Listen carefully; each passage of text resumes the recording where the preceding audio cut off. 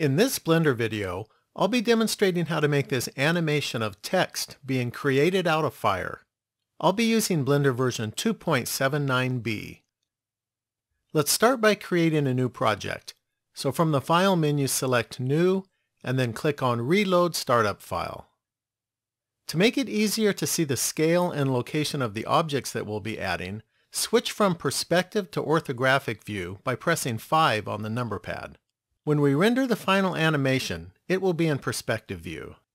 Now delete the cube by right-clicking it to make sure that it's selected, and then press X to delete. Now we're going to add some text. We'll start by centering the 3D cursor in case it moved. So press Shift S and select Cursor to Center. Then press Shift A and add some text. Now rotate it on the X-axis by pressing R, then X, then 90, then Enter. Next we'll change the text, so press Tab for Edit Mode. Then delete the default text and add your own. Then press Tab to return to Object Mode. Now we'll give it some depth, so select the Object Data panel and set the extrude value to 0.1.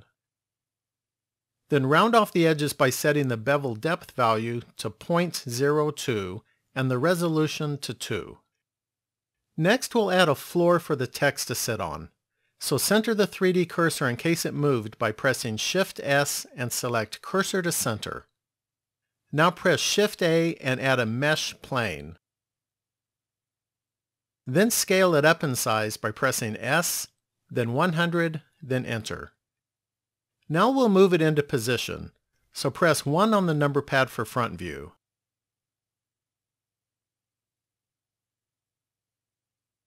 Then drag the floor down until it's even with the bottom of the text.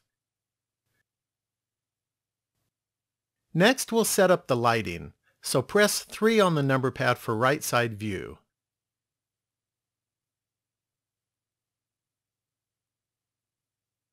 Then right-click the lamp to select it. Then press G to move and drag it until it's 5 large grid divisions from the center of the text and 1 large grid division above the bottom of the text. Now press 1 on the number pad for front view.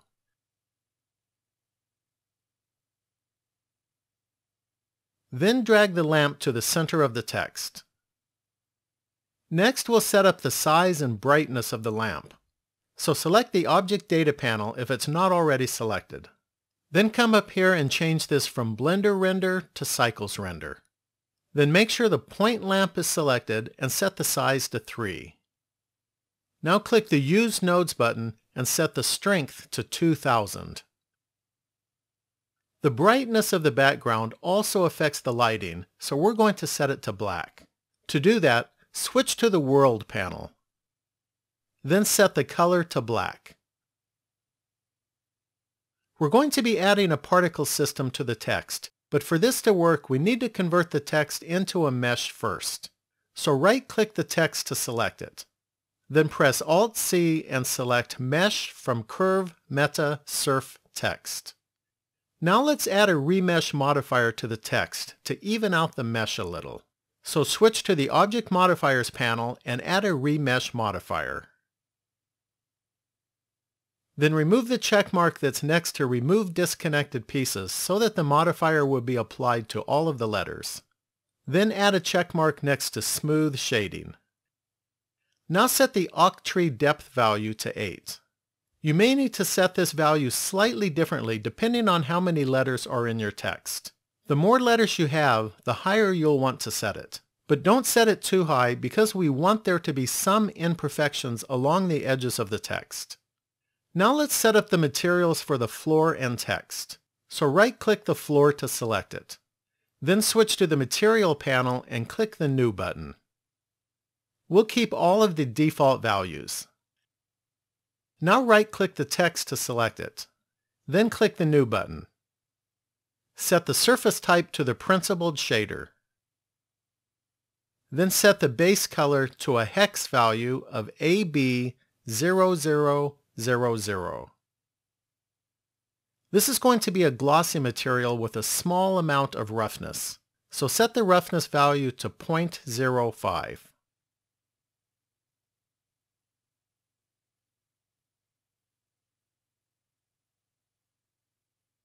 I'll switch to rendered view so that we can see what this looks like.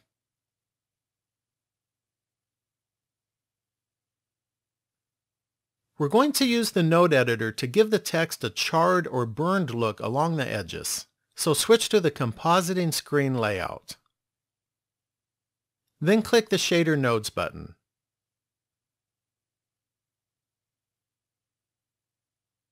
Now press Shift-A and select Shader and then Mix Shader. Drop it on the connection going into the Material Output node. Now press Shift-A and select Shader and then Diffuse. Connect it to the bottom Mix Shader input. Set the color to a hex value of 2D0000. This is the color that will be used for the darker color along the edges of the text. Now we're going to add 3 nodes that will control the factor input of the Mix Shader. After the nodes are added, I'll describe how they work. So press Shift-A and select Input and then Geometry. Then press Shift-A again and select Converter and then Math. Then press Shift-D to duplicate the Math node. Change the first Math node to Multiply. Change the second Math node to Subtract. Then connect the pointiness output to the input of the Multiply node. Then connect the output of the Multiply node to the top Subtraction node input.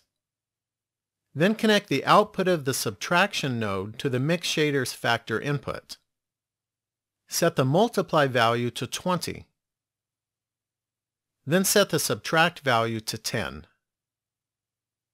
The pointiness output detects curvatures in the mesh, but the effect is not strong enough for this project.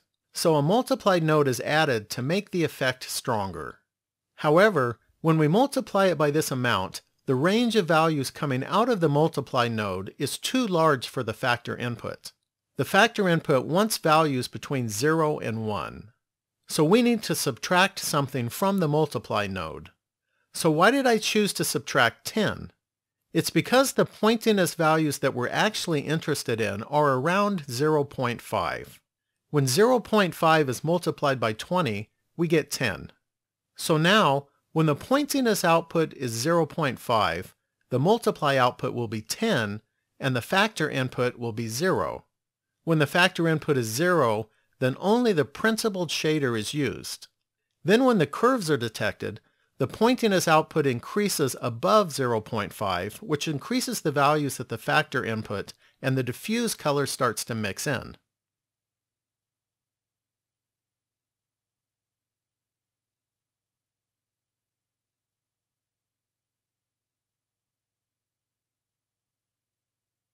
I'll switch to rendered view so that we can see what this looks like. You can see that the edges and the imperfections in the text are highlighted with the darker color, which gives it a charred look. Now switch to the Object Modifiers panel. This is the Remesh modifier that we added earlier. Currently, the octree depth value is set to 8. You can use this value to fine-tune the look of the text. If I increase it to 9, you'll notice that a lot of the highlighting goes away. If I reduce it to 7, then there is too much highlighting. You can experiment with this value, but I'm going to use 8. Now return to the default screen layout. Now is a good time to save what I have so far. So I'll select Save As. I'm going to name the project smoke.blend. Now we're ready to add a particle system to the text. The particles will be the source of the smoke, and they will also be used to paint the text, which will make it visible. To add a particle system, switch to the Particles panel. You may need to expand the panel on the right to bring the Particles button into view. Now click the New button. Set the number of particles to 10,000. We're going to set things up to emit particles for the first 65 frames, so verify that the start value is set to 1 and change the end value to 65. Then set the lifetime value to 10 so that the particles will disappear shortly after being created. Then set the random value to 0.7 so that there will be some variation in how long it takes for the particles to disappear. Now add a check mark next to Use Modifier Stack so that the remesh modifier that we added earlier will be used. We don't want the particles to move after they've been created, so set the emitter geometry normal value to 0. This will prevent them from moving away from the text. Set the particle size to 0.02. Now open the Field Weight section. Set the gravity value to 0 to prevent the particles from falling down. We want to control where the particles are added. The particles should start being added on the left side of the text and finish being added on the right. To do this, we're going to add a blend texture to the particle system. So open the Texture section, then click the New button. Now switch to the Texture panel. Make sure that Particle System is selected, and then for the type, select Blend. Now open the Color section and add a check mark next to Ramp, which will give us more control over the blend texture. In this project, the particles will be created starting on the left side. If you want them to start on the right, then click this double arrow to reverse the direction of the blend texture.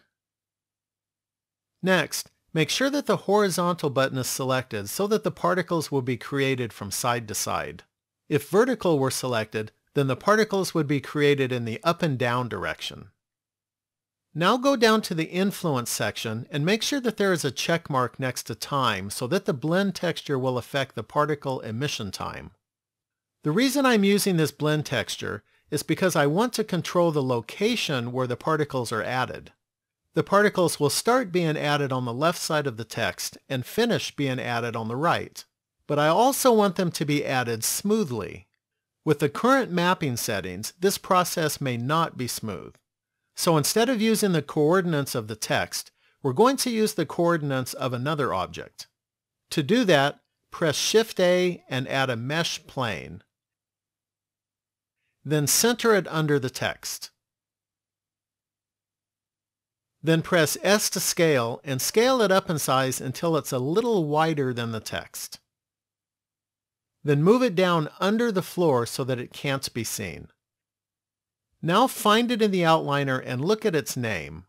In my case, it's Plane 001. Now right-click the text to select it. Then change the coordinates value to Object. Then for the object, select the plane that we just added. With this setup, the particles will be added to the text smoothly. To see this, I'll press the play button. I'm also going to speed up the video because this is a little slow in real time. You can see that the particles are being added to the text smoothly from left to right. In our animation, the text will start out as transparent. Then it will become visible from left to right as the particles are added. To accomplish this, we're going to use Dynamic Paint.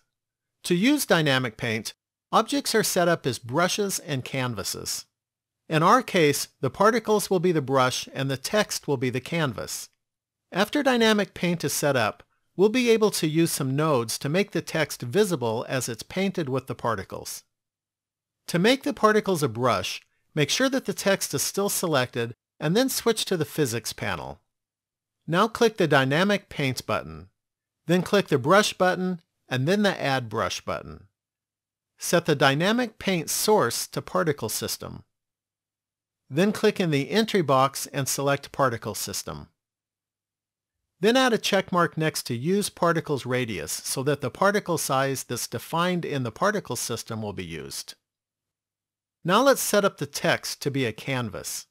So click the Canvas button and then the Add Canvas button. Verify that the surface type is set to Paint. The animation is going to be 150 frames long, so set the end frame value to 150. Now we're going to bake the dynamic paint. So open the Dynamic Paint Cache section. Then click the Bake button. You can see the progress up here. I'm going to pause the video while it bakes. The baking is finished. If you need to make any changes after you've baked the dynamic paint, then click the Free Bake button, make the changes, and then click the Bake button again. Now I'll set the frame number to 1 and press the play button so that we can see what this looks like. I'll also speed up the video for this part. You can see that the particles are painting the text. Now set the frame number to a spot where the text is only partially painted. We're going to set up the material nodes for the text now, so switch to the compositing screen layout. This is the material that we set up earlier. We're going to be making some modifications to it, so move the material output node to the right. We're going to add 4 nodes in front of this node, so press Shift-A and select Shader and then Mix Shader. Drop it on the connection going into the material output node. Then press Shift-A again and select Shader and then Transparent.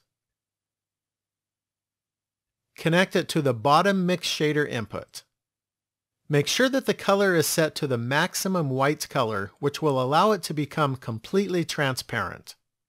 Now we're going to add an attribute node so that we can control where the text will be transparent. So press Shift-A and select Input and then Attribute.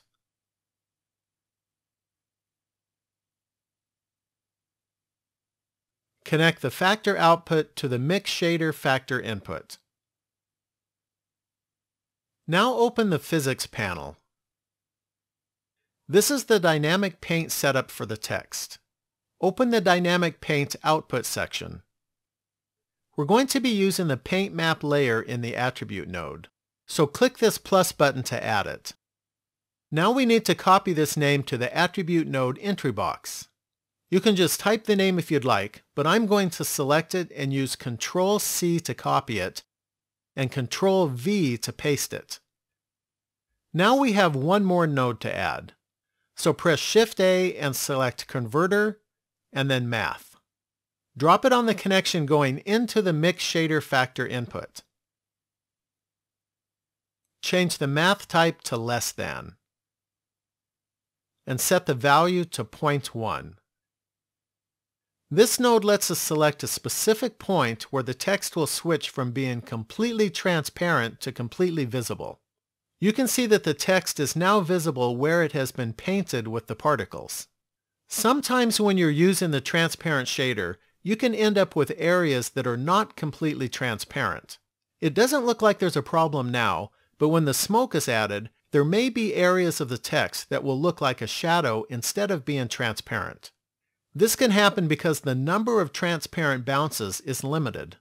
So we're going to increase the number of transparent bounces that are used. To do this, open the Render panel, and then open the Light Paths section. Increase the max transparency value to 100, which should be more than enough. Now we shouldn't have any problems with transparent areas not looking transparent. Next, return to the default screen layout. I'm going to save what I have so far. Next, we're going to add the fire and smoke by using the quick smoke operator. But make sure that Cycles Render is selected first, because if Cycles Render is selected when we run the quick smoke operator, then some material nodes will be set up for us automatically. To use the quick smoke operator, make sure that the text is still selected. Then from the Object menu, select Quick Effects and then Quick Smoke.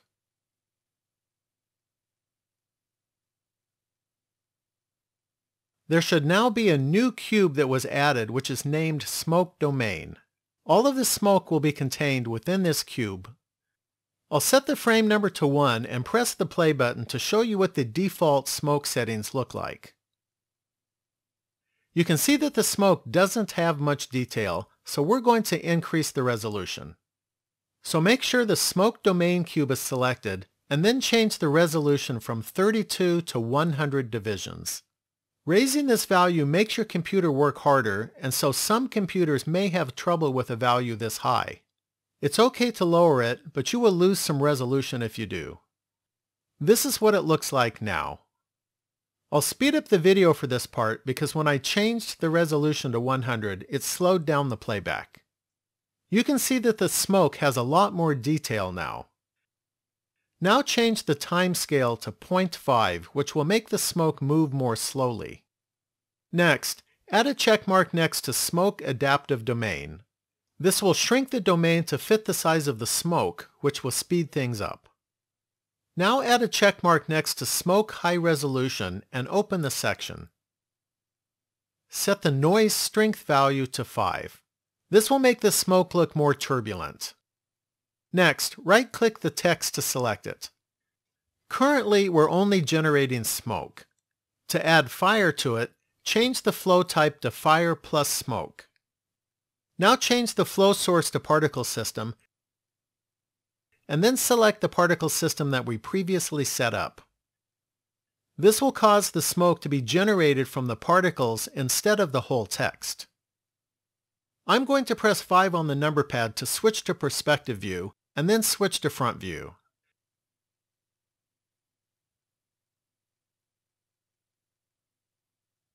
Next, I'll set the frame number to 1 and press play to see what this looks like now. I'll speed up the video for this part. You can see that the fire and smoke are now generated from the particles as they appear from left to right. When you're happy with how the fire and smoke are looking, you can bake it. To do that, right-click the Smoke Domain cube to select it. Then open the Smoke Cache section. The animation is going to be 150 frames long, so set the end value to 150. By the way, the size of the data files that will be stored when you bake the smoke can be very large. For this project, the total size of my bake files will be about 1.5 gigabytes. Since these files are so large, after I render the final animation, I'm going to free all of the bakes and delete the files from my hard drive. I'll demonstrate how to do this at the end of the video.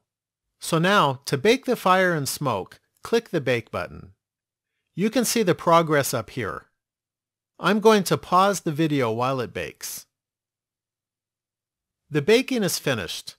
If you need to make any changes to the fire and smoke after baking is done, then click the Free Bake button, make the changes, and then click the Bake button again. If I switch to render view now, you'll notice that the smoke is visible but the flames are not.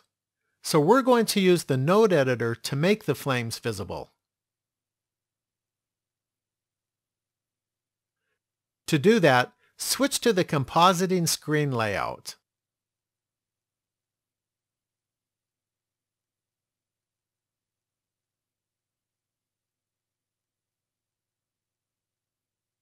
These nodes were automatically set up for us when we used the quick smoke operator to create the smoke. But these nodes are for the smoke and not the flames. So we're going to add 3 nodes to make the flames visible. But first we'll make one quick change to the existing nodes. Increase this multiply value to 100, which will give more definition to the smoke and flames and make the smoke look thicker. Now let's add the 3 nodes. So press Shift-A and select Input and then Attribute. For the name, type Flame in all lowercase letters. Now press Shift-A and select Converter and then Math. Set the math type to multiply. Then press Shift-A and select Shader and then Emission. Set the color to a hex value of FF9020. When the attribute node is set to flame, it provides flame density information. We're going to multiply this value, so connect the factor output to the input of the math node. I'm going to set the multiply value to 200, but you might want to experiment with this value. Now connect the output of the multiply node to the strength input of the emission shader. This is how we'll control the intensity of the flame. Then connect the output of the emission shader to this shader input. Now the flames are visible in rendered view. Switch back to the default screen layout now. This is a good time to save what I have so far. Next, we'll set up the camera view. So press 0 on the number pad for camera view. This is the view looking through the camera. I'll zoom in a little. Now I'm going to lock the camera to the view. To do that, press N to open the Properties panel and put a check mark next to Lock Camera to View. Then press N again to close the Properties panel. Now I can zoom, pan, and rotate while looking through the camera. Now I'll set up the view that I'd like to use.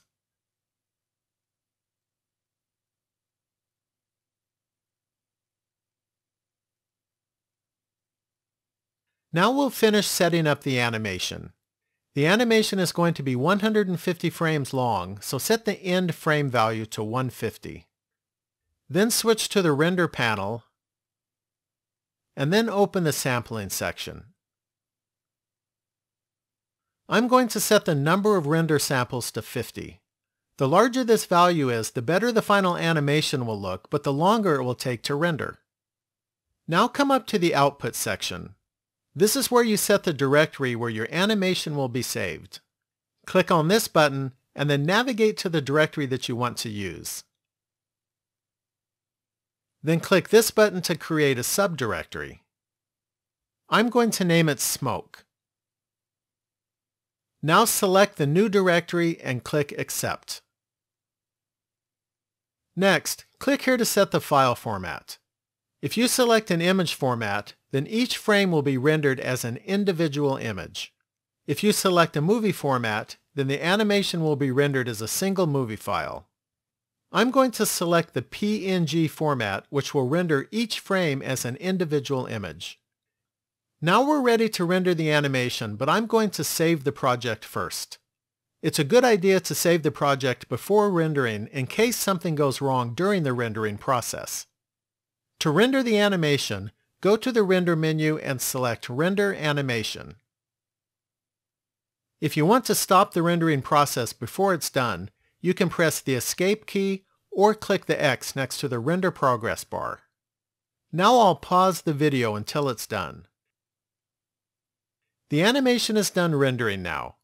It took my computer about 2 hours and 45 minutes to render the animation. This is the final frame that was rendered.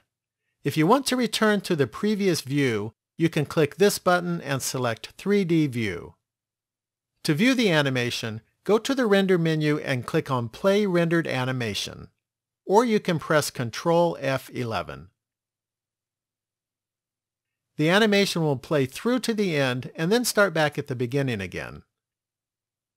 If you would like to convert your animation into a single movie file, then you can watch my video on rendering an animation.